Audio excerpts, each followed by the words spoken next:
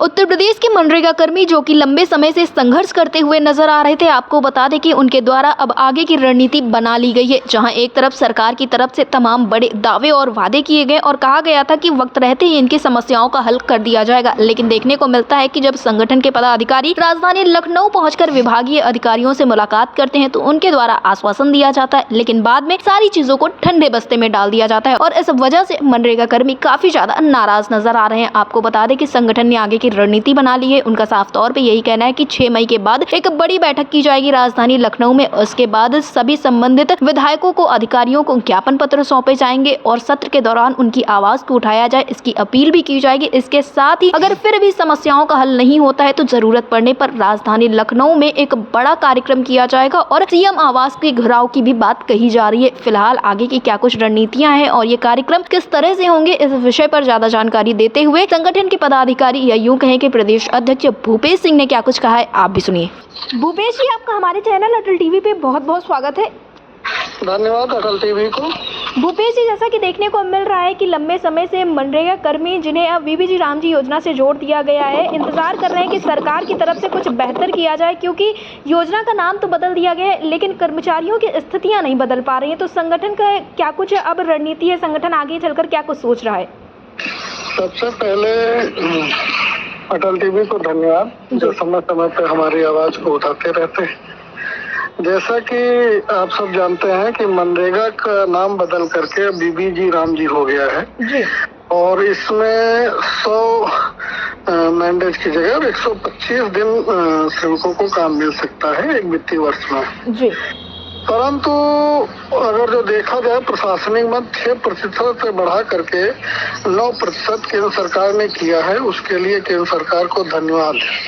परंतु इसमें सवाल यह उठता है कि जो उनके कार्मिक हैं विभिन्न स्टेटों में, उनके लिए कुछ भी ऐसी व्यवस्था नहीं दी गई है जिससे वो अपने लिए कुछ बेहतर सोच सके। आज लगभग 20 वर्ष हो गए इसका योजना में कार्य करते हुए, तो उनके लिए भी केंद्र सरकार को सोचना चाहिए था कि उनको समय पे वेतन मिले, उनकी एचआर पॉलिसी बनाई जाए और उनका ईपीएफ समय से कटे। बहुत सी चीजें होती हैं। तो 20 वर्ष बाद अगर जो देखा जाए तो एक बच्चा युवा अवस्था में आ जाता है और हम लोग युवा अवस्था से बुढ़ापे की तरफ धीरे धीरे बढ़ रहे हैं। तो सरकार को इस व्यवस्था में सोचना भी चाहिए था कि जो कोर्ट की भी गाइडलाइन है और तमाम विभागों में भी देखा गया है कि लोगों को 15 से 20 वर्ष कार्य करने के बाद उनको नियमित कर्मचारी की भांति वेतन दिया जाता है। परंतु हम लोग अभी भी मानदेय के लिए भटक रहे हैं। पिछले 1 वर्ष से लगभग 8 से 10 महीने का लोगों का मानदेय बाकी है।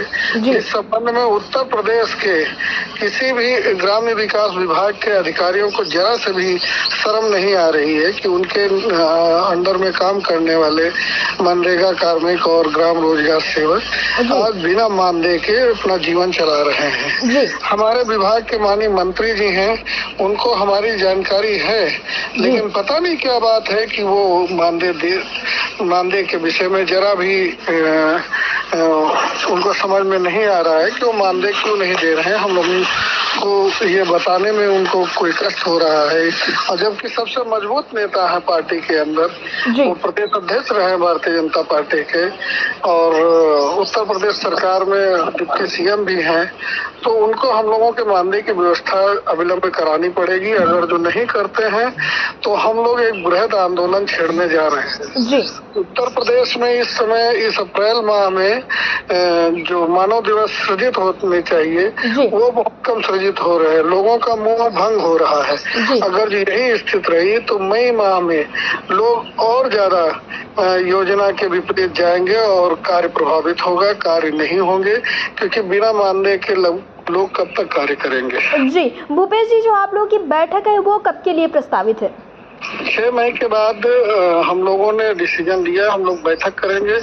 प्रदेश में जो आगामी सत्र चलने वाला है, हमारे सभी जिला अध्यक्ष, ब्लॉक अध्यक्ष, जितने भी उनके माननीय विधायक गण हैं लखनऊ में जिनका आवास है, उनके आवास पे आएंगे और उनसे आग्रह करेंगे, ज्ञापन देंगे और विधानसभा में उनसे प्रश्न भी करवाएंगे जो बिना मानदेय के हम लोग कार्य कर रहे हैं। माननीय मुख्यमंत्री जी बराबर आदेश देते हैं। अभी नोएडा का प्रकरण आया था, उसमें भी कहा था कि सबका मानदेय मानदेय और वेतन समय से और समुचित मिलना चाहिए।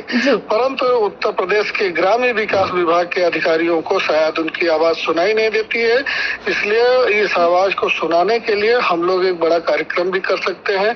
हम सदन में अपने माननीय विधायकों के माध्यम से इस आवाज को बुलंद कराने हेतु हमारे उत्तर प्रदेश के समस्त जिला अध्यक्ष और ब्लॉक अध्यक्ष लखनऊ में इकट्ठा होकर के कार्य करेंगे। जी भूपेश जी, जैसा कि आपने जो भी कार्य बताए हैं वो लंबे समय से होते हुए चले आ रहे हैं और सत्र के दौरान आवाज़ तो आप लोगों की उठाई जाती है, लेकिन क्या इसके बाद भी कोई बड़ा कार्यक्रम देखने को मिलेगा, क्योंकि ये सिलसिला तो लंबे समय से चल रहा है।